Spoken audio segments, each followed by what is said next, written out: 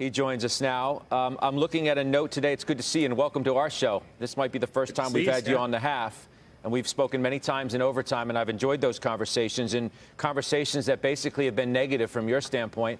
You do think we're going back to the lows, don't you? I do. And, I'm dispassionate about it. I just go where the data leads me. And so as we entered this rally, the summer rally, which I foresaw and to some degree enacted accordingly, I warned that it was a head fake. And I warned that it was based on three false premises. We got a 50 basis point reduction in CPI and started to celebrate that, even though that was largely just energy, and some would say attributable to government intervention. And so the important thing was that even with that reduction, the level of inflation didn't change and was demonstrating itself to be persistent and consistent. The second was that, and I'm going to blame Jerome Powell for this to some degree, was that the market started to believe that we had seen peak Fed hawkishness and that it was behind us. And as soon as he said those words after his monthly recap, his deputies went out and tried to walk it back immediately.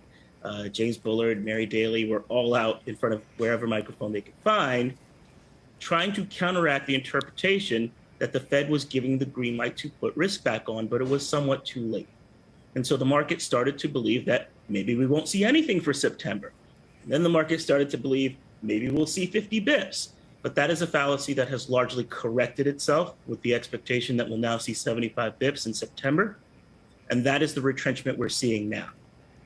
The last negative catalyst that I foresaw, the third leg of that false bullish thesis, was that there isn't, and this actually is very synonymous with what Josh was just saying, was that there's not real damage done in the economy, that there's not a significant slowdown coming in the back half, that the consumer balance sheet is in fact not deteriorating, and deteriorating quite rapidly, actually, as consumers are levering up, and we have all the evidence in the world to bear that out.